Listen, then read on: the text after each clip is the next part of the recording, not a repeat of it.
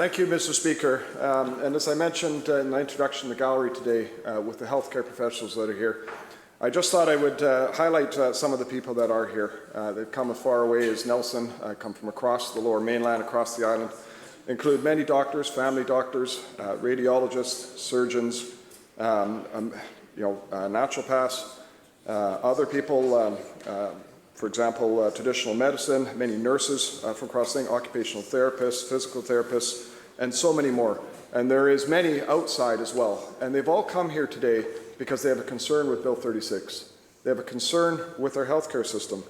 And they're here today to express those concerns. And in particular, they're concerned about the privacy of individual and their patients' records. They're concerned about the ability to be able to provide professional medical advice based on their experience. They're concerned about, of course, the crisis in BC's healthcare system. And they think Bill 36 is a massive overreach by government that will only cause additional problems in our healthcare system. I've asked the Minister of Health, Mr. Speaker, to pause the implementation of Bill 36 and to do a comprehensive engagement with the healthcare professionals across this province. To the Premier, since the Minister won't commit to doing this, will you instruct the Minister of Health to stop the implementation of Bill 36 until a full and comprehensive engagement with healthcare professionals across BC has been undertaken? Minister of Health. Well, thank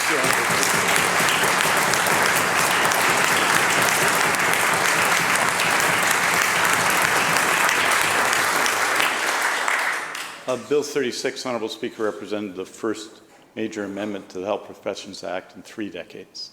In 2018, I asked for an investigation and review by world-leading expert Harry Caton into the Health Professions Act.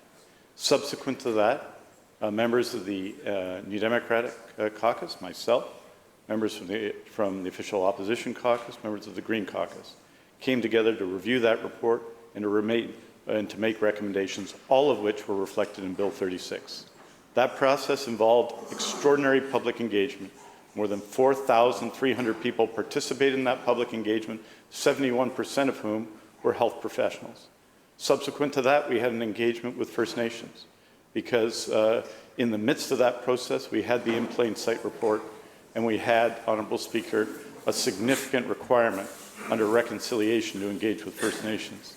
Subsequent to that, Honourable Speaker, we had a 47.5-hour debate in this legislature, Honourable Speaker, the second longest debate on any bill in this century. Members, let's hear the answer, please.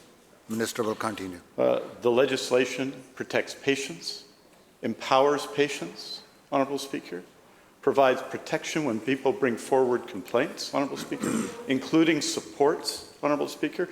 Honourable Speaker, I just say to the members opposite, our focus, the focus of the committee, the focus of the opposition, the Green Party that worked on that committee, was protecting patients, Honourable Speaker. And that's exactly what the legislation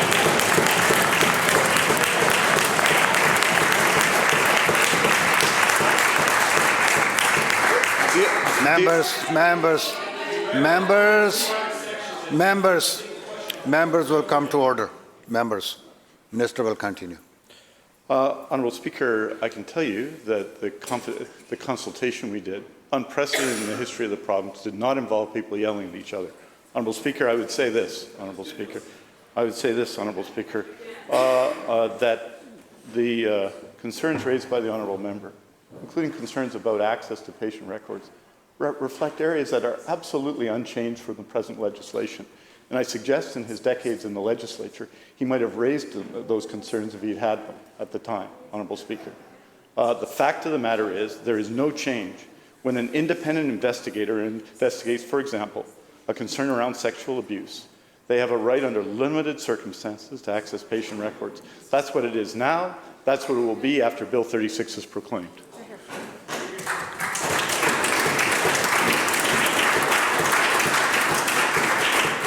Member for Nichako Lake, supplemental. Thank you, Mr. Speaker, and I thank the Minister for that answer. The engagement that he talks about, this broad engagement, did not include the full scope of what's in this bill, what's in Bill 36. That engagement with the opposition members did not include the full scope of what is in that bill.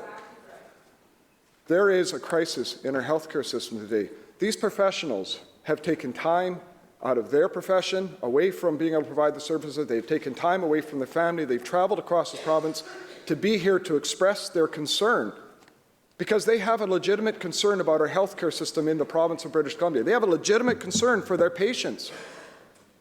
Mr. Speaker, to me, to the thousands of people that signed the petition that I will be introducing after question period today, they have expressed these concerns. They want answers. They are angry.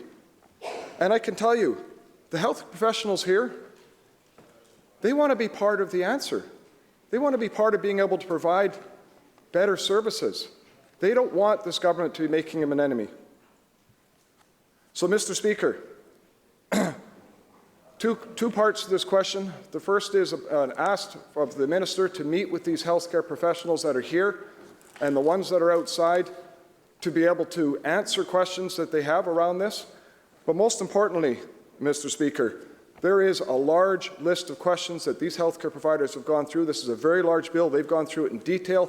They've provided these questions to the minister. And I want to ask, through you, to the Premier, if he will commit today to asking his minister to answer these questions so these healthcare providers can be fully engaged, and to pause going forward with Bill 36 until that full engagement can be had, and we can assure the people in this province that our healthcare system will be improved and not damaged by the Bill 36. Thank you.